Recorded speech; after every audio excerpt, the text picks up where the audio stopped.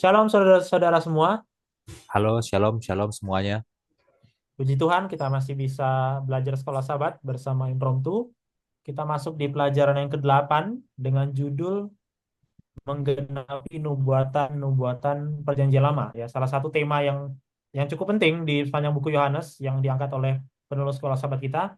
Dan ya ini pelajaran yang sangat penting ya bagi kesenangan itu sendiri ya. Karena Yesus itu adalah tokoh sentral dari nubuatan nubuatan perjanjian. Nanti kita lihat seperti biasa, Mas Yansen, saya persilakan untuk pimpin kita di dalam doa terlebih dahulu. Oke, mari kita berdoa. Bapa di surga, terima kasih Engkau begitu baik bagi kami. Engkau memberikan kami kehidupan, kesehatan. Kami memohon biarlah Engkau memberikan kami hikmat, pengertian. Bukalah hati dan pikiran kami agar kami dapat mengerti kitab suci.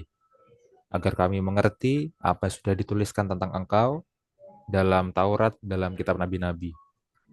Dan biarlah kami dapat menerima Engkau sebagai Mesias, sebagai Tuhan kami, sebagai Juru Selamat kami. Kami mohon ampunilah segala dosa dan kesalahan kami. Kami berdoa dalam nama Tuhan Yesus yang telah menebus kami dari dosa. Amin. Amin. Oke, silakan Mas Yansen. Ya, kita mulai dari Yohanes 5, Bil. No. Kita udah pernah pelajari ini di pelajaran pertama. Tapi tidak semuanya yang kita pelajari, tidak lengkap ya. Kita waktu itu berhenti sampai hanya ayat 16. Yap. Ya kan? Nah, sekarang kita mulainya dari ayat 16 lagi. Ya, kita mulai dari terakhir kali kita berhentinya di mana gitu kan? Kita baca Ya, Yohanes 5 ayat 16 sampai 17. ayat 16. Dan karena itu orang-orang Yahudi berusaha menganiaya Yesus karena ia melakukan hal-hal itu pada hari Sabat. Sebab ia berkata kepada mereka, Bapakku bekerja sampai sekarang, maka aku pun bekerja juga. Iya, konteks dari kisah ini yang waktu itu kita sudah pelajari ya, konteksnya adalah Yesus menyembuhkan orang lumpuh pada hari Sabat. Oke? Menyembuhkan pada hari Sabat inilah yang menjadi kontroversi, ya. Menyembuhkan pada hari Sabat inilah yang ditentang oleh para pemuka agama. Oke? Lalu apa pembelaan Yesus? Pembelaan Yesus inilah yang baru kita baca di ayat 17. Pembelaan Yesus, Bapakku bekerja sampai sekarang, maka aku pun bekerja juga. Ya kan? Apa maksudnya ini? Maksudnya gini, ya. Kita tahu dalam tradisi Yahudi, para rabi mendefinisikan mana yang dikategorikan sebagai bekerja, mana yang dikategorikan sebagai bukan bekerja. Oke? Jadi larangan bekerja itu didetailkan lagi oleh para rabi, dikategorikan lagi, ya. Nah, tapi para rabi dalam titik tertentu ya, setuju kalau dalam beberapa hal Tuhan itu tetap bekerja pada hari Sabat, ya. Tuhan tetap bekerja pada hari Sabat. Contohnya apa? Tuhan itu tetap memelihara, tetap sustain alam semesta pada hari Sabat. Oke? Coba bayangkan kalau Tuhan tidak sustain, tidak memelihara alam semesta pada hari Sabat, maka alam semesta akan kacau balau dan jadi hancur. Ya, jadi alam semesta ini harus tetap istilahnya harus tetap berfungsi kan selama hari Sabat dan Tuhan artinya tetap Beroperasi lah. iya Tuhan Nah, tetap tetap memelihara itu, tetap sustain itu, artinya Tuhan tetap bekerja pada hari Sabat. Oke. Kemudian pada hari Sabat itu tetap ada orang yang lahir, tetap ada orang yang meninggal, ya. Jadi hak hak prerogatif Tuhan terhadap kehidupan, terhadap siapa yang mati, siapa yang lahir itu tetap bekerja juga pada hari Sabat. Gitu ya. Jadi sekali lagi, meskipun ada larangan bekerja pada hari Sabat untuk manusia dan para rabi sudah mendetailkan mana yang termasuk bekerja, mana yang termasuk bukan, ya. Dalam beberapa hal itu tidak termasuk untuk Tuhan. Dalam beberapa hal Tuhan tetap bekerja pada hari Sabat. Oke? Nah, yang Yesus maksudkan di sini adalah ya karena Allah bisa tetap bekerja pada hari Sabat, meskipun Allah memerintahkan umatnya untuk berhenti bekerja, Allah tetap bisa bekerja pada hari Sabat, ya. Dan karena pekerjaan Yesus adalah pekerjaan Allah, maka Yesus juga bisa bekerja pada hari Sabat. Oke? Kalau Bapa bisa tetap bekerja pada hari Sabat, maka Yesus sebagai anak Allah, sebagai sang anak bisa tetap bekerja juga pada hari Sabat. Itu maksudnya, ya. Maka di sini Yesus sedang mengambil hak prerogatifnya Allah. Yang bisa Hmm. bekerja pada hari Sabat itu kan hanya Allah. Kalau Yesus mengklaim bisa bekerja pada hari Sabat, berarti Yesus mengambil hak prerogatif Allah dan berarti Yesus mengklaim sebagai Allah sendiri. Yesus mengklaim ketuhanan di sini, gitu ya. Ini mungkin yang kita nggak sadar ya, waktu kita membaca tentang hari Sabat ya, kita membacanya tentang hari Sabatnya saja. Tapi secara tidak langsung ya, implikasinya itu berdampak pada klaim ketuhanan, Iya, gitu ya. Nah, kita lanjutkan Bill, ayat 18. oke. Sebab itu orang-orang Yahudi lebih berusaha lagi untuk membunuhnya. Bukan saja karena ia menyediakan hari Sabat, tapi juga karena ia mengatakan bahwa Allah adalah Bapaknya sendiri dan dengan demikian menyamakan dirinya dengan Allah. Iya, kalau seandainya pengakuan atau klaim Yesus itu benar, maka Yesus sedang membuat klaim yang luar biasa terhadap agama Yahudi. Ya, dia adalah Allah sendiri, dia adalah Allah atas hari Sabat, maka dia bisa bekerja pada hari Sabat. Oke, tapi kalau seandainya klaim Yesus itu salah, kalau seandainya Yesus itu berbohong tentang pengakuannya itu, maka Yesus sedang menghujat Allah, gitu kan? Makanya orang-orang Yahudi sekarang mau apa? Mau membunuh Yesus. Mau membunuh Yesus karena mengklaim sebagai Tuhan sendiri, Tuhan atas hari Sabat yang bisa bekerja pada hari Sabat. Mengklaim sebagai Tuhan itu penghujatan. Makanya orang Yahudi mau membunuh dia. Dan ini kita temukan berulang kali pola ini dalam seluruh Injil Yohanes ya. Yesus mengklaim ketuhanan, mengklaim keilahian, orang Yahudi mau membunuh dia. Ini salah satunya. Dan sekarang basisnya itu pada hari Sabat. Basisnya itu hari Sabat gitu. Lalu bagaimana cara Yesus untuk membuktikan bahwa apa yang dia katakan ini memang benar, bahwa dia nggak bohong, bahwa dia itu memang benar-benar apa istilahnya Tuhan itu sendiri. Jadi orang Yahudi harusnya tidak membunuh dia. Karena kalau sampai Yesus bohong, ya dia memang layak dibunuh gitu loh. Kalau sampai Ya. dia bohong ya. Bagaimana cara Yesus membuktikannya? Kita baca ayat selanjutnya. Ayat 19. Kesaksian Yesus tentang dirinya. Maka Yesus menjawab mereka, katanya, Aku berkata kepadamu, sesungguhnya anak tidak dapat mengerjakan sesuatu dari dirinya sendiri, jikalau tidak ia melihat Bapa mengerjakannya. Sebab apa yang dikerjakan Bapa, itu juga yang dikerjakan anak. Iya. Sekarang Yesus memulai penjelasannya, memulai pembelaannya dengan menjelaskan hubungan dia terhadap Bapa. Hubungan Yesus, hubungan anak dengan Bapa itu bagaimana sih? Ya. Yesus terhubung dengan Bapa, kegiatan Yesus, semua aktivitas Yesus selama melayani di bumi itu tidak pernah berdiri sendiri, tidak pernah atas ide Yesus sendiri, itu maksudnya. Ya, itu selalu bergantung terhadap Bapa, tujuannya selalu berdasarkan tujuan Bapa. Itu yang dimaksud oleh ayat ini. Ya, dan lebih lanjut lagi ya, Yesus sebagai sang anak itu mengambil inspirasi dari sang Bapa, kemudian mencontoh sang Bapa, meniru sang Bapa. Dan Yesus sebagai sang anak berhasil meniru sang Bapa, berhasil mencontoh sang Bapa. Sehingga apa yang dikerjakan Bapa itu juga yang dikerjakan Yesus. Seperti itu. Itu maksudnya ya. Nah, kenapa ini bisa mungkin? Bagaimana mungkin Yesus itu benar-benar bisa mengerjakan pekerjaan Bapa sepenuhnya? Ya, jawabannya kita lanjutkan lagi. Ayat 20. Sebab Bapa mengasihi anak dan ia menunjukkan kepadanya segala sesuatu yang dikerjakannya sendiri. Bahkan ia akan menunjukkan kepadanya pekerjaan-pekerjaan yang lebih besar lagi daripada pekerjaan-pekerjaan itu, sehingga kamu menjadi heran. Iya, kuncinya ada di frasa pertama. Sebab Bapa mengasihi anak. Gitu ya. Bapa mengasihi anak. Ini yang paling penting.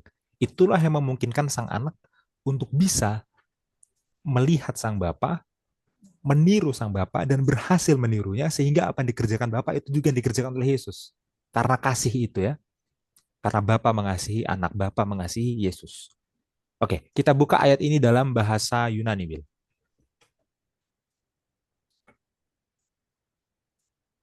Oke, 20. 20 ya. Nih, Ogar patir fili ton vion. Ya, karena pater, bapa, fili mengasihi ton vion, anak. Ya, perhatikan di situ muncul kata phileo. Ya, di situ fili, kata fili ya, tapi akar katanya itu phileo. Oke? Artinya apa? Mengasihi. Ya. Ini adalah kemunculan pertama kata filio di Injil Yohanes, ya, untuk menggambarkan kasih dari Bapa kepada anak. Karena ada dua kata untuk menggambarkan kasih Bapa kepada anak ya di dalam Injil Yohanes. Yang pertama adalah filio, yang baru saja kita baca, dan ini kemunculan pertama kata itu. Yang kedua, agapao. Ya, ini yang terkenal ya, agapao gitu ya. Banyak orang bilang kata filio dan agapao itu punya arti yang berbeda gitu ya. Tapi nyatanya dalam Injil Yohanes dua kata itu digunakan saling bergantian dengan arti yang kurang lebih ya sama gitu ya. Eh, Filio itu ya agapao, agapao itu ya filio, mengasihi ya. Jadi kalau kita membaca Injil Yohanes tidak ada perbedaan itu antara filio dan agapao. Nggak ada kasih filio dan kasih agape itu beda, nggak ada kayak gitu. Itu sama dalam Injil Yohanes gitu ya penggunaannya. Ya. Nah, di sini ya kata filio muncul dalam bentuk fili. Oke, kenapa kata filio menjadi fili? Karena di sini dia muncul dalam bentuk present tense.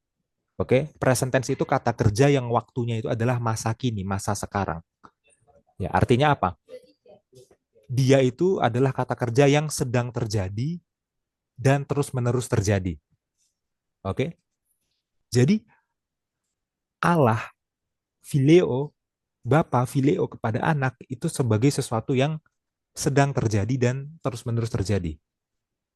Oke, Bapa mengasihi Yesus itu sedang mengasihi Yesus dan akan terus-menerus mengasihi Yesus. Ya, itulah kenapa Bapa mengungkapkan seluruh misteri pekerjaannya kepada Yesus dan Yesus mencontohnya dengan berhasil. Ya, itulah kenapa Bapa mengerjakan pekerjaannya dan Yesus mengerjakan pekerjaan yang sama persis. Ya, akarnya dari kasih ini, kasih yang sedang berlangsung dan terus-menerus berlangsung ini. Itu ya. Jadi beginilah relasi antara Yesus dengan Bapa. Kalau kita mau rangkum menjadi lebih sederhana ya, relasi Yesus dengan Bapa itu apa? Yesus itu satu hakikat dengan Bapa tapi berbeda pribadi. Kembali ke Yohanes 1 ayat 1 itu loh. Pada mulanya adalah Firman, Firman itu bersama-sama dengan Allah dan Firman itu adalah Allah ya. Kalau kita mau simpulkan jadinya seperti itu. Inilah pembelaan Yesus yang pertama ya. Kenapa Bapa bisa bekerja pada hari Sabat dan Yesus juga bisa bekerja pada hari Sabat karena Yesus satu hakikat dengan Bapa meskipun berbeda pribadi ya. Allah yang satu. Itu maksudnya ya. Oke. Kita lanjutkan, Bill. Kita langsung lompat ke Yohanes 5 ayat 31. Oke, 31. Kalau aku bersaksi tentang diriku sendiri, maka kesaksianku itu tidak benar. Iya. Sekarang Yesus membuat daftar saksi yang mengkonfirmasi kalau dia itu memang Sang Mesias, kalau dia itu memang Allah. Oke? Ya. Gagasan tentang saksi ini penting sekali dalam hukum perjanjian lama. Karena dalam perjanjian lama, kalau kita mau menghukum seseorang, itu butuh minimal dua saksi. Tadi kan Yesus mau dihukum ya, mau dibunuh ya. Nah, dalam perjanjian lama kalau seseorang mau dihukum itu butuh minimal dua saksi. Sebaliknya juga kalau dia mau dibebaskan dari hukuman, berarti dia butuh dua saksi juga gitu kan? Ya, referensi perjanjian lamanya Ulangan 17 ayat 6 itu hukumnya. Kita nggak perlu pelajari itu terlalu detail sekarang ya. Kapan-kapan kita pelajari kalau memang topiknya tentang kitab Ulangan ya, Hmm. gitu. Bahkan hal itu akhirnya apa istilahnya dielaborasi lagi, dirincikan lagi dalam tradisi. Ya, kita memang tahu ya, kalau ada hukum di perjanjian lama, biasanya tradisi itu akan menambahkan detail-detailnya lagi. Kan para rabi itu suka seperti itu ya. Dalam tradisi ya, ini catat aja referensinya dalam Mishnah Ketuvot 2 ayat 9. Ketuvot ya 2 ayat 9 itu dikatakan dalam konteks pengadilan ya, untuk mengkonfirmasi kesaksian seseorang itu butuh lebih dari satu saksi, minimal dua. Sama gitu ya. Dan para rabi ini pasti paham, paham apa yang ada di Taurat ya, Ulangan 17 ayat 6 tentang dua saksi dan paham juga apa rinciannya dalam tradisi dalam Mishnah. Hmm. Itu bukan berarti kalau Yesus bersaksi tentang dirinya sendiri itu berarti Yesus bohong, bukan berarti seperti itu. Yesus tetap Ya. benar kesaksiannya, tapi nggak absah kalau nggak dikonfirmasi oleh saksi lain lagi gitu ya. Nanti jangan sampai ada yang menyalahpahami penjelasan ini terus memangnya Yesus bohong tentang kesaksiannya sendiri. Enggak seperti itu. kesaksian Yesus sendiri sebenarnya sudah benar, butuh konfirmasi lagi sesuai hukum Taurat untuk menunjukkan memang ini sah, gitu ya. Nah, sekarang sekarang siapa saksi-saksi yang Yesus bawa? Oke, Iya. yang pertama di ayat 32. Tolong dibacakan, Will. Ada lain, ada yang lain bersaksi tentang aku dan aku tahu bahwa kesaksian yang diberikannya tentang aku adalah benar. Oke, yang pertama, saksi pertama adalah Allah Bapa sendiri.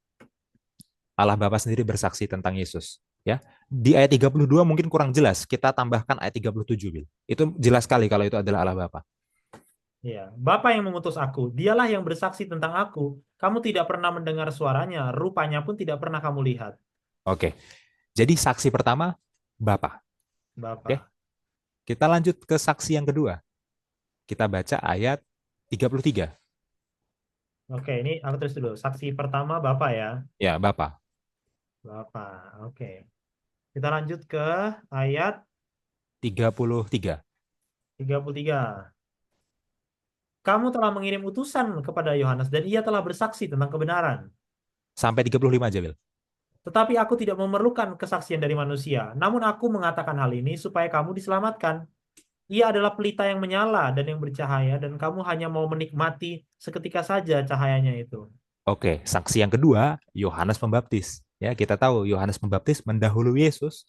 Yohanes Pembaptis menunjuk kepada Yesus. Kita sudah pernah pelajari itu ya. Saksi kedua Yohanes Pembaptis. Oke, lanjut Bill. Saksi ketiga ayat 36. Tetapi aku mempunyai satu kesaksian yang lebih penting daripada kesaksian Yohanes, yaitu segala pekerjaan yang diserahkan Bapa kepadaku, supaya aku melaksanakannya. Pekerjaan itu juga yang kukerjakan sekarang, dan itulah yang memberi kesaksian tentang aku, bahwa Bapa yang mengutus aku. Hmm. Saksi yang ketiga adalah pekerjaannya sendiri. Dan sendiri. Apa yang dia kerjakan, kalau orang melihat apa yang Yesus kerjakan, harusnya orang tahu bahwa Yesus itu memang benar-benar Mesias, memang benar-benar Allah. Gitu ya. Dan itu bukan hanya mengarahkan pada Yesus saja loh, akhirnya mengarahkannya kepada Bapa juga akhirnya. Gitu Hmm. kan? Kalimat terakhirnya itu ya, dan itulah yang memberi kesaksian tentang aku bahwa Bapa yang mengutus aku. Oke, jadi pekerjaan Yesus itu menunjukkan identitas Yesus sebagai tanda bahwa Yesus itu adalah apa Mesias, adalah Allah, dan akhirnya menuju kepada Bapa juga akhirnya.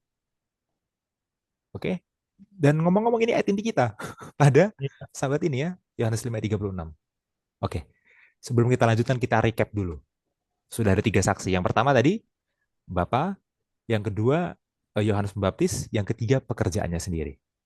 Oke. Nah, sekarang pelajaran kita akan berfokus pada saksi yang selanjutnya, yang setelah ini. Oke. Kita buka saksi yang selanjutnya, ayat 39 sampai 40. Kamu menyelidiki kitab-kitab suci, sebab kamu menyangka bahwa olehnya kamu mempunyai hidup yang kekal. Tetapi walaupun kitab-kitab suci itu memberi kesaksian tentang aku, namun kamu tidak mau datang kepadaku untuk memperoleh hidup itu. Iya, Yesus menambahkan kitab suci ke dalam daftar saksi-saksi itu. Gitu ya, kitab suci. Orang Yahudi pada abad pertama itu sangat giat, sangat rajin mempelajari kitab suci. Ya, namun sebegitu rajinnya mereka, sebegitu giatnya mereka, ya mereka tidak bisa melihat pesan utamanya kitab suci itu bahwa itu adalah tentang Yesus yang menggenapi kitab suci. Ya, harusnya kalau mereka belajar kitab suci, mereka belajar kitab para nabi, mereka belajar tulisan-tulisan gitu ya, mereka harusnya tahu Yesus yang menggenapi itu semua. Tapi ya mereka tidak tahu itu, mereka tidak memahami itu. Ya, inilah saksi yang keempat, Hmm. kitab suci. Oke, lanjut Bill. Saksi yang terakhir ayat 46 sampai 47. Jangan kamu menyangka bahwa aku akan mendakwa kamu di hadapan Bapa. Yang mendakwa kamu adalah Musa, yaitu Musa yang kepadanya kamu menaruh pengharapanmu. Sebab jikalau kamu percaya kepada Musa, tentu kamu akan percaya juga kepada aku, sebab ia telah menulis tentang aku. Sampai 47. Tapi jikalau kamu tidak percaya akan apa yang ditulisnya, bagaimanakah kamu akan percaya akan apa yang kukatakan? Iya. Saksi yang kelima Musa. Oke, dan begini.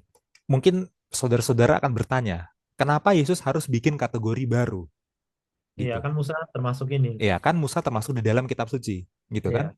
Kan perkataan Musa itu apa adanya di Taurat. Taurat itu kan masuknya dalam kitab suci, gitu. Betul, Musa itu memang harusnya bisa dimasukkan juga dalam kategori saksi keempat kitab suci. Hmm. Tapi saking pentingnya Musa dalam agama Yahudi, dia harus dibikin kategori sendiri. Ya, Ya, kenapa? Karena yang pertama, Musa itu punya nubuatan yang sangat jelas tentang Mesias. Ya, kita semua tahu itu. Nubuatan nabi seperti Musa. Ulangan 18 ayat 15. Itu yang pertama. Kemudian yang kedua, Musa ini bagi orang Yahudi ya, dia punya peran seperti pelindung. Seperti pelindung. Ya, karena dalam sejarahnya kalau kita baca di kitab Ulangan itu ya, Musa itu membela umatnya. Musa itu membela bangsa Israel. Ya, bahkan Musa itu membela bangsa Israel langsung di hadapan Tuhan. Kita tahu semua ceritanya itu ya.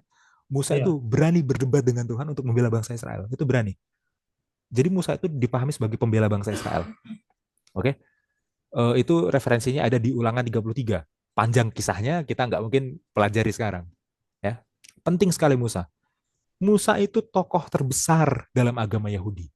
Sampai dalam tradisi Yahudi itu ada ungkapan seperti ini. Moshe Rabban Shekol Haneviim. Ya. Musa yang lebih besar dari semua para nabi. Atau dalam parafrasenya, Musa rabinya para nabi. Moshe Rabban Shekol Haneviim. Oke. Jadi meskipun dalam kategori saksi keempat kitab suci itu di dalamnya sudah termasuk Musa, ya, tapi saking besarnya Musa, Musa itu dibikin kategori sendiri. Maksudnya apa? Kalau yang terbesar, nabi yang terbesar ini Musa sudah menulis tentang Yesus dan orang-orang itu masih tidak percaya, ya gimana lagi mereka mau percaya? iya, Ya, dari dalam kitab suci ada nabi-nabi yang lain yang tidak sebesar Musa, kira-kira gitu loh. Kalau yang Musanya aja mereka nggak percaya, gimana yang lain? Gitu ya. Nah inilah pelajaran kita ya. Ada 5 kesaksian yang bisa membuktikan bahwa Yesus itu memang benar-benar Mesias, Yesus itu memang benar-benar Allah. Kesaksian Bapa, ya, kesaksian Yohanes Pembaptis yang kita nggak bisa ketemu Yohanes Pembaptis ya sekarang, artinya kesaksian Yohanes Pembaptis adanya juga di Injil ya. Kemudian iya. pekerjaan-pekerjaan Yesus, kita nggak pernah lihat sendiri pekerjaan Yesus kan, berarti itu adanya juga di Injil. Kemudian kitab suci, ini secara khusus maksudnya perjanjian lama, dan Mm-mm. secara khusus lagi perjanjian lama dalam konteks Taurat, Musa, itu 5.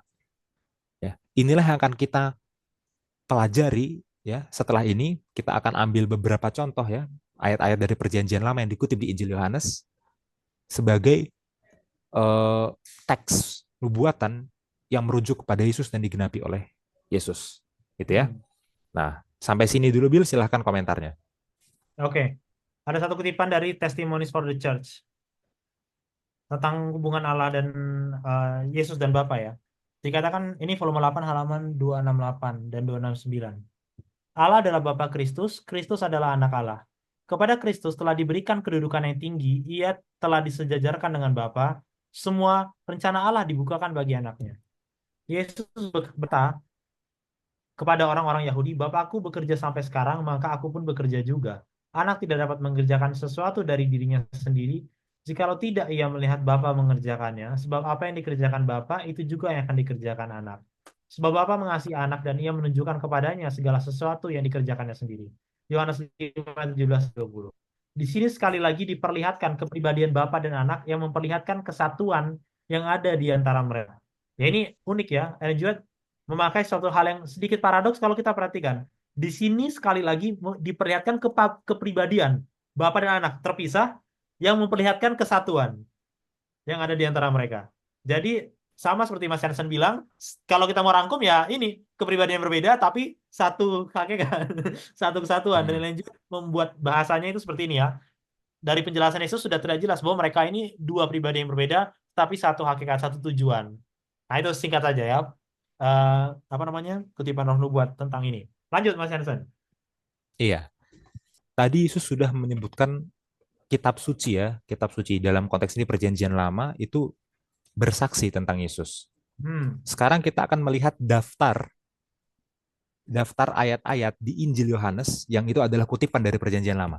iya, Oke, ada cukup banyak ya, jadi kita nggak akan terlalu detail, tapi kita akan tetap lihat apa istilahnya, pesan teologinya apa dari masing-masing kutipan itu. Dan ini iya, hanya yang di Injil Yohanes saja loh, ya, belum yang di Injil Matius, belum yang di Injil Markus, belum yang di Injil Lukas, belum yang di tulisan-tulisan Paulus, gitu ya, belum yang di misalkan surat Ibrani atau yang di kitab Wahyu. Oke, iya. ini hanya yang di Injil Yohanes. Yang pertama, Yohanes 1 ayat 23, Will. Yohanes 1 ayat 23. Jawabnya, akulah suara orang yang berseru di padang gurun, luruskanlah jalan Tuhan, seperti yang telah dikatakan Nabi Yesaya. Oke. Di sini Yohanes mengidentifikasi dirinya sendiri. Yohanes bersaksi tentang dirinya sendiri dengan mengutip tulisan Nabi Yesaya. Ini ada dalam Yesaya 40 ayat 3. Kita buka Bil Yesaya 40 ayat 3. Yesaya 40 ayat 3. Ada suara yang berseru-seru, persiapkanlah di padang gurun jalan untuk Tuhan, luruskanlah di padang belantara jalan raya bagi Allah kita. Oke. Ya, jadi Yohanes 1 ayat 23 adalah penggenapan dari Yesaya 40 ayat 3. Gitu ya, seperti itu. Oke, tanpa perlu berlama-lama kita lanjut ke yang selanjutnya. Oke. Eh Yohanes 2 ayat 16 dan 17. Yohanes 2 ayat 16 Dan dan 17. Yohanes 2 ayat 16 sampai 17. Kepada pedagang-pedagang merpati ia berkata, ambillah semuanya ini dari sini. Janganlah kamu membuat rumah Bapakku menjadi tempat berjualan. Maka teringatlah murid-muridnya bahwa ada tertulis, cinta untuk rumahmu menghanguskan aku. Oke. Jadi di sini ya Yesus membuat sebuah perintah supaya bait suci itu rumah Bapaknya gitu ya. Itu dikembalikan ke fungsi awalnya, ke tujuan awalnya. Apa tujuan awalnya? Ya untuk beribadah, untuk berdoa, untuk mengajar, untuk mempersembahkan korban gitu-gitu ya fungsinya bait suci, bukan untuk berjualan. Ya, sesederhana itu. Oke. Dan dalam hal ini ya, Yesus itu berarti sedang berkonflik dengan Kayafas sebagai imam besar di situ di bait suci, dan Yesus sedang berkonflik dengan otoritas bait suci, pemuka-pemuka agama yang lain itu ya. Nah, murid-murid di ayat 17 begitu menyaksikan kejadian tersebut ya, mereka langsung teringat satu ayat di Perjanjian Lama. Ya, mereka langsung teringat Mazmur 69 ayat 10. Oke, ya kita buka Mazmur 69 ayat 10. Mazmur 69 ayat 10. Ya, kalau di sini 9 ya. 9 ya. Sebab cinta untuk rumahmu menghanguskan aku dan kata-kata yang mencela engkau telah menimpa aku. Sebab cinta untuk rumahmu menghanguskan aku. Ayat ini diingat oleh murid-murid begitu murid-murid menyaksikan Yesus membersihkan bait suci di Yohanes 2. Apa maksudnya kutipan ini? Ya. Sekali lagi ya, Yesus itu bertindak itu ya berdasarkan hubungannya dengan Bapa. Oke. Sebagai sang Mesias, sebagai sang putra, putra Allah ya, Yesus ya. Yesus itu punya dorongan, punya kepentingan untuk membela Allah di dunia ini. Ya. Semua kepentingan Allah di dunia ini Yesus mau bela. Termasuk apa salah satunya? Rumah Allah. Rumah Allah itu kan rumah Bapa gitu kan. Yesus mau bela itu. Ya. Waktu rumah Allah itu tidak difungsikan dengan semestinya, waktu rumah Bapa itu tidak difungsikan dengan semestinya, yang harusnya untuk berdoa malah dipakai untuk berjualan, Yesus ingin untuk bertindak. Cinta Yesus terhadap rumah Bapa menghanguskan Yesus. Cinta Yesus terhadap rumah Bapa mengharuskan dia untuk bertindak, mengharuskan dia untuk membersihkan bait suci itu. Gitu ya. Murid-murid langsung ingat ini, Mazmur ini, begitu melihat Yesus membersihkan bait Allah. Oh iya, ini karena saking cintanya dia dengan rumah Bapaknya. Ya, itu menghanguskan dia, makanya dia langsung bertindak. Itu maksudnya ya. Saya rasa ini cukup sederhana ya konsepnya ya. Oke, lanjut lagi. Yohanes 12 ya. Ayat 12 sampai 19. Sorry, kok 12 sampai 19. Yohanes 12 ayat 13. Yohanes 12 ayat 13. Ya. 12. Mereka mengambil daun-daun palem dan pergi menyongsong dia sambil berseru, Hosana, diberkatilah dia yang datang dalam nama Tuhan, Raja Israel. Iya. Ini waktu Yesus diulu-ulukan di Yerusalem ya. Waktu Yesus masuk ke Yerusalem itu, konteksnya itu. Di sini kita bisa apa istilahnya ya? Bisa bagi perkataan dari orang-orang menjadi tiga kalimat atau tiga anak kalimat kita sebut gitu ya. Hosana itu bagian A-nya, Diberkatilah dia yang datang dalam nama Tuhan, itu bagian B-nya. Kemudian Raja Israel itu bagian C-nya. Oke. Hosana, diberkatilah dia yang datang dalam nama Tuhan, Raja Israel. Gitu ya. Nah, kita bahas satu-satu. Pertama, Hosana dulu. Hosana itu adalah frasa dari bahasa Aramaik dan bahasa Ibrani yang artinya adalah selamatkanlah kami sekarang. Selamatkanlah segera. Itu artinya ya. Dan frasa ini muncul dalam beberapa mazmur. Salah satunya adalah Mazmur 118 ayat 25.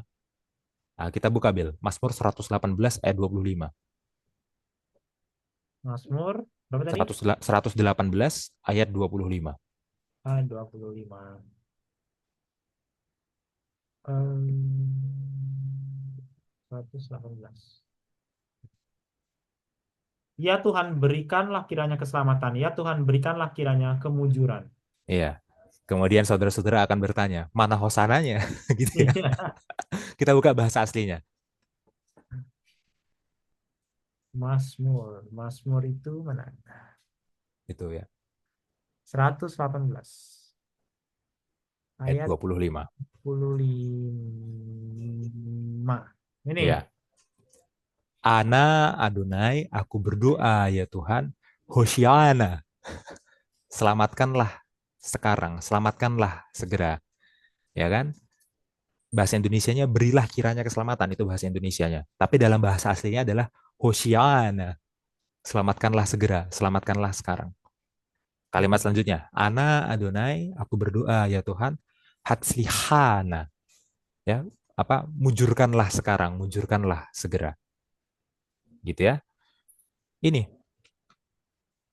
Kemudian kita lanjut ke frasa yang kedua, diberkatilah dia yang datang dalam nama Tuhan. Oke. Iya. Ini muncul dari Mazmur yang sama, ayat selanjutnya. Mazmur 118 ayat 26. Ya. Jadi berturut-turut dikutipnya itu. Ya, Iya. Diberkatilah dia yang datang dalam nama Tuhan, kami memberkati kamu dari dalam rumah Tuhan. iya. Ini ya, dalam bahasa Ibrani, Baruch haba beshem Adonai. Itu ada lagunya itu dalam bahasa Ibrani ya. Baruch haba beshem Adonai. Haleluya. Ini ya, dari Mazmur ini. Diberkatilah dia yang datang dalam nama Tuhan. Mazmur 118 ayat 26. Oke. Sekarang frasa yang ketiga. Raja Israel. Ini nggak ada di Mazmur 118. Ini Hmm. bikin-bikinannya orang-orang. Nah, ini yang menarik. Jadi mereka mengutip Mazmur 118, ayat 25 dikutip, ayat 26 dikutip, tapi mereka tambahkan frasa mereka sendiri. Ya. Sekarang tiba-tiba ya ada frasa tambahan yang maknanya itu seakan-akan ada seorang raja ya yang mau membebaskan mereka dari penjajahan Roma, yang mau mengkudeta Roma. Hmm. Seakan-akan maknanya jadi Mesias politik, Mesias militer. Oke? Lagi-lagi ya, sekarang Yesus sebagai Mesias itu di-framing menurut tujuan politiknya orang Yahudi. Lagi-lagi Yesus disalahpahami. Oke? Dan ini Yohanes 12 harus kita pahami dari konteks Yohanes 11. Di Yohanes 11 Yesus baru membangkitkan Lazarus. Oke? Momen kebangkitan Lazarus ini ya diputar balikan oleh orang-orang menjadi momen supaya Yesus ini naik jadi Mesias politik, Mesias militer, Raja Israel yang akan mengkudeta Roma. Ya, seperti itu ya. Nah, jadi apakah Yesus menggenapi Mazmur 118 ayat 25? Tentu saja. Apakah Yesus menggenapi Mazmur 118 ayat 26? Tentu saja. Apakah Yesus Raja Israel? Sebenarnya iya. Tapi Iya. bukan seperti yang dimaksud oleh orang-orang. Mesias politik, Mesias militer. Oke. Lalu bagaimana cara Yesus merespon ini? Oke. Mereka sudah mengutip nubuatan yang benar, tapi mereka tambahkan maksud mereka di dalam kalimat terakhir. Nah, kita baca Yohanes 12 ayat 14 sampai 15. Lanjutannya ya. Iya. Yesus menemukan seekor keledai muda, lalu ia naik ke atasnya seperti ada tertulis, "Jangan takut hai putri Sion, lihatlah rajamu datang duduk di atas seekor anak keledai." Iya. Yesus merespon perkataan orang-orang ini ya yang mencoba untuk mengarahkan Yesus menjadi Mesias politik, Mesias militer dengan sebuah tindakan. menunggang keledai. Ya, Yesus menunggang keledai itu adalah sebuah tindakan simbolik untuk menjawab itu sebenarnya. Ya.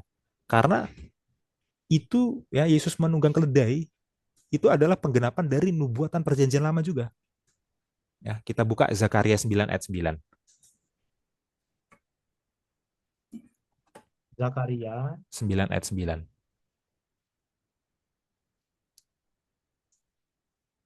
Raja Mesias di Sion. Bersorak-soraklah dengan nyaring, hai putri Sion. Bersorak-soraklah, bersorak-sorailah, hai putri Yerusalem.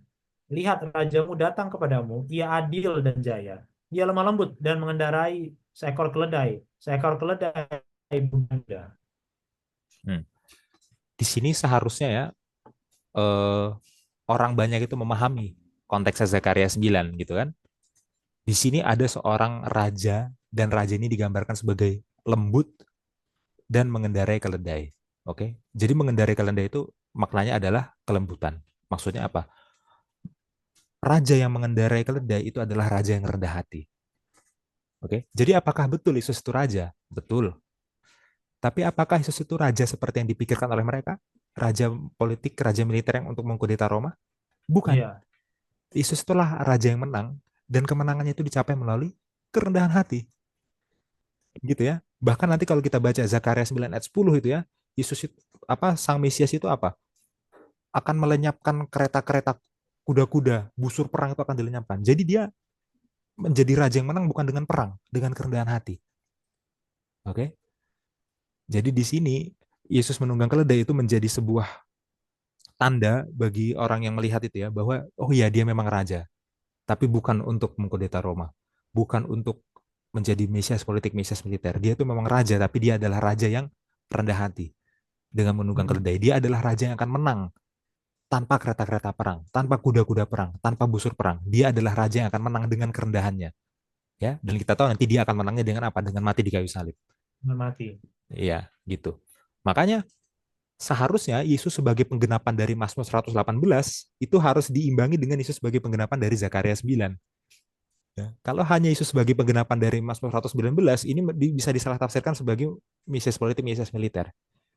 Oke. Tapi kalau Yesus sebagai penggenapan dari Mazmur 118 itu diimbangi dengan Zakaria 9, kita paham bahwa Yesus yang menyelamatkan itu, ya kan Hosiana, selamatkanlah kami. Yesus yang menyelamatkan itu akan menyelamatkannya dengan Rendahan hati. kelembutan, kerendahan hati, dengan kematiannya, bukan dengan militer.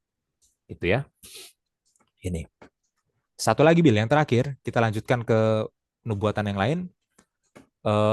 Yohanes 19. Yohanes 19 kita buka ayat 33 dan 36. 33, 36. Tetapi ketika mereka sampai kepada Yesus dan melihat bahwa ia telah mati, mereka tidak mematahkan kaki-kakinya. Tidak mematahkan kakinya. Sebab hal itu jadi supaya genaplah yang tertulis dalam kitab suci, tidak ada tulangnya yang akan dipatahkan. Ya, ini ya, tidak ada tulang dari Yesus yang dipatahkan waktu dia disalibkan. Ya, di sini Yohanes menuliskan ini ingin menyampaikan bahwa Yesus itu memenuhi syarat sebagai korban Paskah. Kenapa? Karena korban Paskah itu tidak boleh ada tulangnya yang patah. Oke? Kalau korban Paskah tidak boleh ada yang tulangnya tidak boleh ada tulangnya yang patah dan Yesus itu adalah penggenapan korban Paskah, maka Yesus juga tulangnya tidak boleh ada yang patah. Ya. Apa? Anak domba yang digunakan untuk korban Paskah itu tidak boleh bercela. Ya, gitu ya. Dan ini adalah penggenapan dari perjanjian lama juga. Ya, penggenapan dari Keluaran 12 ayat 46. Kita baca, Bian. Keluaran Keluaran 12 ayat 46.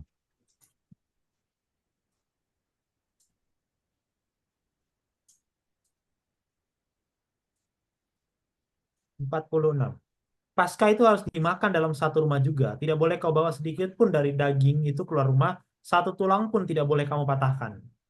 Ya, apa korban Paskah, domba Paskah tulangnya tidak boleh patah, tidak boleh ada yang patah. Sama seperti Yesus sebagai korban Paskah, domba Paskah, tulangnya tidak boleh ada yang patah.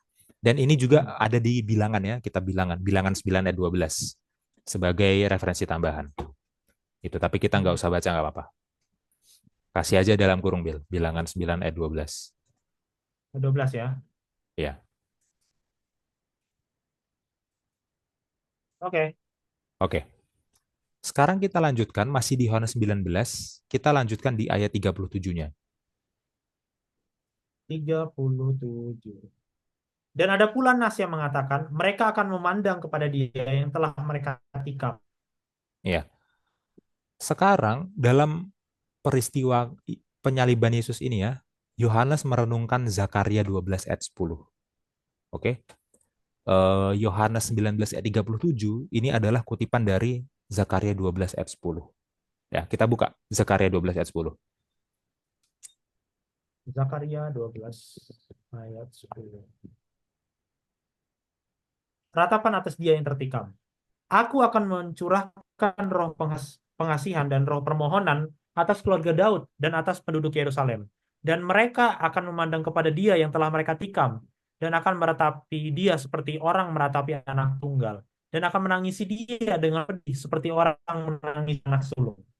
Ya, di sini di Zakaria 12 ayat 10 ya, ada sebuah nubuatan di mana orang Israel itu akan memandang kepada seorang nabi atau seorang Mesias atau Tuhan sendiri ya, dan sambil sambil orang Israel memandang kepada sang Mesias dan memandang kepada Tuhan sendiri ini ya, mereka itu akan meratapi kurangnya iman mereka. Oke. Sambil mereka memandang, mereka akan meratapi kurangnya iman bangsa Israel itu sendiri. Ya. Dan waktu peristiwa penyaliban Yesus ya, Yohanes itu adalah saksi mata. Oke. Murid-murid yang lain bukan saksi mata untuk penyaliban Yesus. Murid-murid yang lain kabur. Hanya Yohanes satu-satunya murid yang masih tinggal kan waktu penyaliban Yesus. Waktu Yohanes berada di momen itu, ya, Yohanes langsung teringat dengan Zakaria 12 ayat 10. Oke. Karena di situ bangsa Israel sedang memandang Yesus, ya, anak Allah yang sedang tergantung di kayu salib untuk menebus dosa dunia. Ya, orang-orang yang sedang memandang itu adalah penggenapan dari nubuatan Nabi Zakaria. Seperti Nabi Zakaria sudah menubuatkan, orang Israel akan memandang kepada Mesias, memandang kepada Tuhan sambil meratapi dosanya sendiri. Seperti itulah sekarang pada penyaliban Yesus mereka sedang memandang pada Yesus yang ada di salib itu untuk menebus dosa dunia. Gitu ya. Seperti itu. Ya, ini beberapa ayat-ayatnya ya. Eh, ini bukan termasuk yang alusi, yang Iya, kutipan tersirat. Ya, ini adalah ayat-ayat yang dikutip langsung oleh Yohanes dari Perjanjian Lama dengan penanda ada tertulis. Kira-kira gitu. Nanti ada juga di Injil Yohanes ya, kutipan-kutipan dari Perjanjian Lama yang nggak langsung, yang tersirat. Jadi nggak pakai ada tertulis gitu. Tapi setelah kita baca, oh ini konsepnya dari Perjanjian Lama. Ada juga yang kayak gitu. Ya, ini hanya kutipan langsung. Oke. iya, Jadi kalau kita memahami ayat-ayat ini dari Perjanjian Lama, kita harusnya paham bahwa ini bersaksi tentang Yesus dan kita paham bahwa Yesus itu adalah Sang Mesias, adalah Allah sendiri. iya. Gitu ya. Ini Will.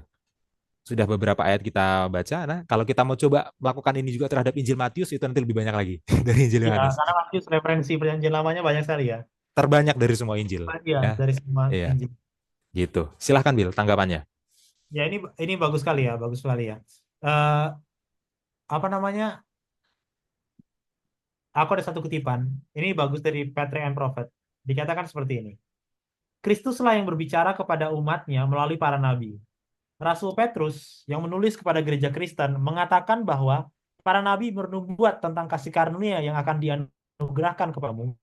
Dan kamu meneliti saat yang mana dan yang bagaimana yang dimasukkan oleh Roh Kristus yang ada di dalam mereka, yaitu Roh yang sebelumnya memberi kesaksian tentang segala penderitaan Kristus dan tentang segala kemuliaan yang menyusul sesudah itu. 1 Petrus 1 ayat 10 dan 11. Suara Kristuslah yang berbicara kepada kita melalui perjanjian lama. Ya, ini bagus banget ya. Suara Kristuslah yang berbicara kepada kita melalui perjanjian lama. Kesaksian Yesus adalah roh nubuat, Wahyu 19 ayat 10. Dalam ajaran-ajarannya, ketika secara pribadi berada di antara manusia, Yesus mengarahkan pikiran orang-orang kepada perjanjian lama. Ia berkata kepada orang-orang Yahudi, kamu menyelidiki kitab suci sebab kamu menyangka bahwa olehnya kamu menemukan hidup yang kekal. Tetapi walaupun kitab-kitab suci itu memberi kesaksian tentang aku. Yohanes 5 ayat 39. Pada waktu itu, kitab-kitab perjanjian lama adalah satu-satunya bagian Alkitab yang ada. Sekali lagi, anak Allah menyatakan, mereka memiliki kitab-kitab Musa dan para nabi. Hendaklah mereka mendengarkannya. Dan ia menambahkan, jika mereka tidak mendengarkan kesaksian Musa dan para nabi, mereka tidak juga akan mau diyakinkan. Sekalipun oleh orang yang bangkit dari antara orang mati. Ini di Lukas ya. Lukas 16 ayat 29 dan 31. Ya ini bagus banget ya. Kutipan Nyonya White tentang kesaksian. Dan apa namanya? eh Mereka beruntung. Ya, ini agak sedikit refleksi. Mereka beruntung bahwa ketika Yesus, ini privilege lah, di abad pertama, ketika Yesus ada di sana, itulah mungkin ya, apanya ya, aunya, apa tuh namanya, tense-nya, apa namanya, kegembiraannya Yohanes, atau semacam apa ya, nuansa yang berbeda. Salah satu contohnya tadi Mas Yansen ada sebutkan ketika Yesus disalib, dia langsung teringat. Nah, mereka langsung bisa gitu loh, merefer. Wah, ini kan yang ini kan yang ini kan yang ini, ngerti kan? Hmm, hmm, hmm, Kan hmm. ini karena apa? Karena konteksnya satu-satunya kitab yang ada Perjanjian Lama satu, terus mereka sangat dekat ilmunya tentang itu di masa itu. Mas Hansen tadi sudah memberikan konteks studi mereka terhadap itu sangat dalam, ya kan? Sehingga bagi orang yang peka, ketika melihat Yesus melakukan ini, mereka langsung ini kan, gitu kan? Nah, sekarang pertanyaannya di kita, apakah kita akan membaca sesuatu di masa depan yang nanti ketika terjadi ini Oh kan, ya. nah, gitu. Tapi kalau kita nggak baca, kita nggak bisa ini kan? Kita nggak bisa sama seperti yang Yohanes lakukan ketika dia lihat Yesus disalib. Oh, dia teringat Zakaria. Kita nggak bisa kayak gitu, karena kita nggak baca Zakaria. Gitu. Hmm, hmm, hmm. Nah, sekarang apa yang akan terjadi di masa depan? Apakah kita akan melakukan hal yang sama dengan mereka atau kita malah kayak orang Farisi di momen itu, gitu kan? Semoga tidak terulang lagi apa yang itu dan semoga ini menambah apa namanya? Pengingat bagi kita bahwa sekarang Yesusnya sudah di sorga, Yesus memberikan kesaksian lagi di perjanjian baru tentang dia itu siapa dan apa yang akan dilakukan nanti. Hmm, Nah, hmm. mau nggak kita membaca itu untuk bisa merefer ini sama seperti yang dilakukan oleh murid-murid dan orang Israel pada saat melihat Yesus ada di dunia. Mungkin itu, Mas Hansen ya. Ya. Ya, jadi Kira-kira. mari kita pelajari nubuatan dengan baik itu ya. Itulah Hmm. pegangan kita itu. Oke. Secara keseluruhan kitab suci, seluruh kitab suci, secara lebih spesifik nubuatan-nubuatan itu ya. Kita pelajari, kita pahami dengan baik supaya kalau itu terjadi, kita siap. Gitu ya. Oke, sebagai penutup Bill, Ya, kita baca Yohanes 8 ayat 12 sampai 20. aku baca semua langsung. Langsung semua. Oke. Yohanes 8 ayat 12 sampai 20. Yesus adalah terang dunia. Maka Yesus berkata pula kepada orang banyak. Katanya, Akulah terang dunia. Barang siapa mengikut aku, ia tidak akan berjalan dalam kegelapan, melainkan ia akan mempunyai terang hidup. Kata orang-orang Farisi kepadanya, Engkau bersaksi tentang dirimu, kesaksianmu tidak benar. Jawab Yesus kepada mereka, katanya, Biarpun aku bersaksi tentang diriku sendiri, namun kesaksianku itu benar. Sebab aku tahu dari mana aku datang dan kemana aku pergi. Tapi kamu tidak tahu dari mana aku datang dan kemana aku pergi. Kamu menghakimi menurut ukuran manusia. Aku tidak menghakimi seorang pun. Dan jikalau aku menghakimi, maka penghakimanku itu benar. Sebab aku tidak seorang diri, tetapi aku bersama dengan dia yang mengutus aku. Dan dalam kitab Tauratmu ada tertulis bahwa kesaksian dua orang adalah sah. Akulah yang bersaksi tentang diriku sendiri. Dan juga Bapa yang mengutus aku bersaksi tentang aku. Maka maka kata mereka kepadanya, di manakah Bapamu? Jawab Yesus, baik aku maupun Bapakku tidak kamu kenal. Jikalau sekiranya kamu mengenal aku, kamu mengenal juga Bapakku. Kata-kata itu dikatakan Yesus dekat perbendaharaan waktu ia mengajar di bait Allah. Dan tidak seorang pun yang menangkap dia karena saatnya belum tiba. Ya. Eh, Perdebatan Yesus di pasal 8 ini ya dengan orang Farisi ini merujuk kembali ke perdebatan yang tadi kita baca di pasal 5 ya, Hmm. tentang apa kesaksian yang menguatkan identitas Yesus ya. Kalau tadi di pasal 5 Yesus itu kasih daftar 5 saksi itu kan. Kesaksian dari Bapa, kesaksian Yohanes Pembaptis, pekerjaannya sendiri, kemudian kitab suci, kemudian Musa. Oke. Sekarang orang Farisi tanya lagi gitu kan. Dan orang Farisi bilang, "Kamu bersaksi tentang dirimu sendiri. Tidak benar kesaksianmu itu." Maksudnya apa? Kalau kamu asal klaim sendiri, itu namanya kamu ngaku-ngaku, gitu kan? Yesus bilang, "Ya, kesaksianku tentang diriku sendiri ini udah benar, udah benar." Makanya Ya, saya bilang tadi, kalaupun Yesus nggak bawa saksi lain, sebenarnya omongan Yesus itu udah benar. ya, Saya bilang gitu kan. Nah, sekarang Yesus udah nggak bawa 5 saksi lagi karena apa istilahnya? Mereka ini memang sudah dari dalam hatinya itu memang sudah mau menolak gitu bebal, loh. bebal. Sudah bebal istilahnya gitu bebal. Kalau tadi Yesus membawa 5 saksi, sekarang Yesus oke lah 2 saksi aja kata Yesus. Kesaksianku sendiri dan kesaksian Bapa itu sebenarnya udah cukup loh, gitu kan? Belum lagi ditambah yang tadi apa Yohanes Pembaptis pekerjaannya sendiri, kitab suci, apa Musa, oh itu lengkap banget. Sebenarnya 2 saksi aja udah cukup. Makanya kalau di pasal 5 dikasih 5 saksi pun mereka nggak mau dengar, sekarang mereka masih mempertanyakan saksi lagi. Udahlah ini 2 aja. Harusnya kalau kamu memang kenal Bapa dan kenal aku, harusnya kamu terima. Ayat 19 tuh coba, Bil. Ya, ya, ya, ya. Tolong ke Ini, ayat. Iya. Maka kata mereka kepadanya, di manakah Bapamu? Jawab Yesus, baik aku maupun Bapakku tidak kamu kenal. Jikalau sekiranya kamu mengenal aku, kamu juga mengenal juga Bapakku. Oke, jadi harusnya kalau mereka kenal Tuhan, mereka kenal Yesus, gitu ya. Ya mereka harusnya mengerti Yesus ini adalah Mesias dan Yesus itulah Tuhan sendiri. Ya, tapi nyatanya ya mereka karena apa istilahnya ya? Mereka karena dibutakan oleh tradisi dan dibutakan oleh kekuasaan gitu ya, mereka akhirnya tidak dapat mengenal. Ya. Jadi kita melihat perdebatan yang sama muncul 2 kali dan di perdebatan yang kedua ini Yesus responnya sudah tidak sedetail yang pertama karena udah capek-capek jelasin yang beda. pertama kok masih kayak gini lagi respon mereka gitu loh. Seperti itu, Bill. Ya, silahkan tanggapannya. Iya. Ya, ternyata Tuhan capek juga ya. Jelasin ke orang kalau bebal. Ada satu kutipan, ini bagus banget. Dari Christ Triumphant, halaman 280. Kita melihat bagaimana orang-orang yang mengaku saleh dapat menjalankan roh setan untuk melaksanakan tujuan-tujuan jahat mereka melalui rasa iri, cemburu, dan kefanatikan agama. Tidak ada peperangan antara setan dan orang-orang berdosa, antara malaikat yang jatuh dan manusia yang jatuh. Keduanya memiliki sifat-sifat yang sama. Keduanya jahat melalui kemurtatan dan dosa.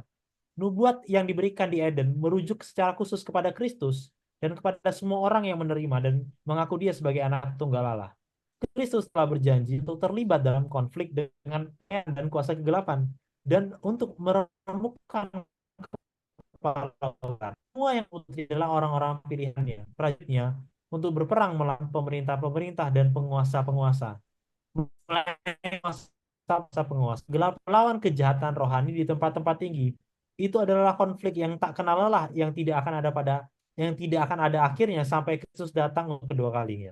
Ya, jadi hal yang unik di sini ya bahwa lihat kutipan frasa yang pertama. Kita melihat bagaimana orang-orang yang mengaku saleh dapat menjalankan roh. Ya, ini dalam sekali ya, bahwa orang yang berdebat dengan Yesus itu ya adalah orang-orang yang mengaku saleh di zaman itu. Dan mereka bukan mengaku saja, mereka dihormati dan memiliki posisi. Dan ternyata posisi dan penghormatan itulah yang membutakan mereka tadi, kata yang Mas Yansen pakai.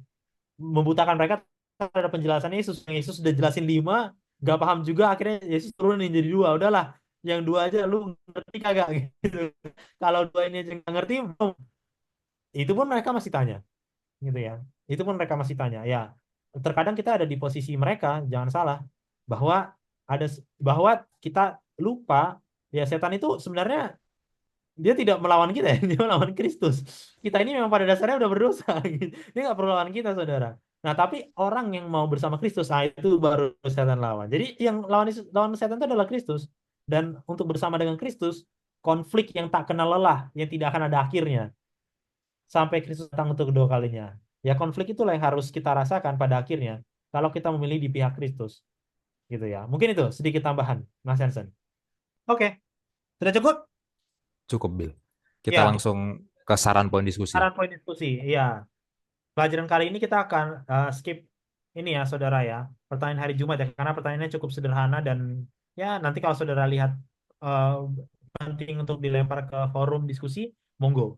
Nah, tapi kita kali ini kita akan langsung ke saran poin diskusi, begitu ya. Oke, silakan Mas Hansen. Ya, yang pertama eh, jelaskan hubungan Yesus dengan Bapa. Oke.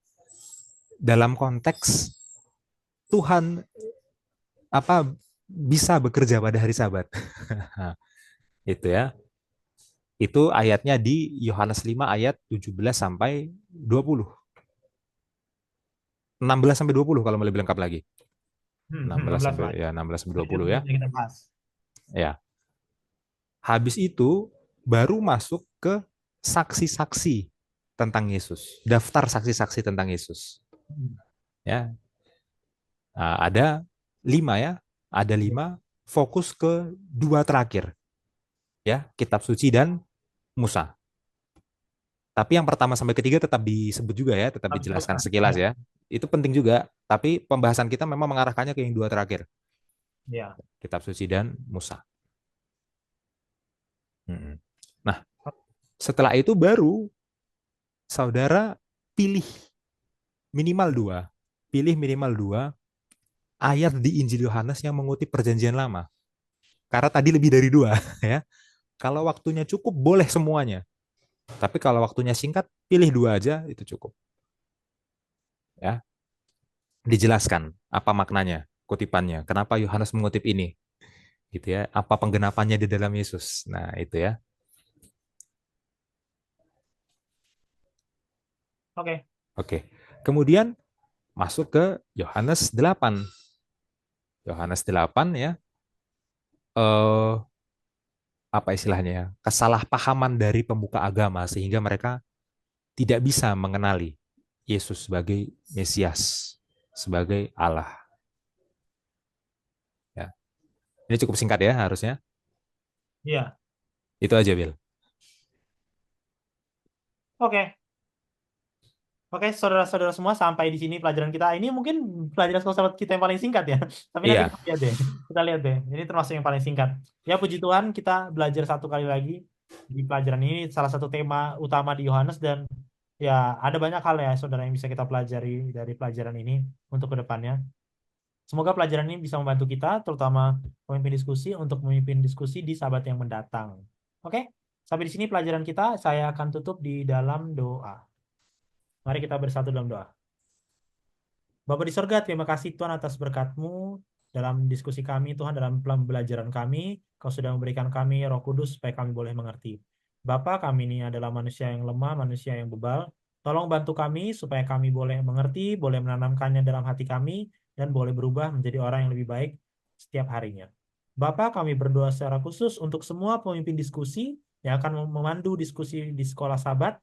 Biarlah Kau berikan hikmat yang lebih kepada mereka untuk bisa menuntun kami, untuk memperdalam pengetahuan kami, pengenalan kami akan Engkau melalui pembelajaran sekolah Sabat. Terima kasih Bapa di sorga, ampuni segala dosa kami. Sempurnakan doa ini di dalam nama Tuhan Yesus kami berdoa. Amin. amin. Baik saudara-saudara semua, sampai di sini pelajaran kita. Shalom semuanya. Kalau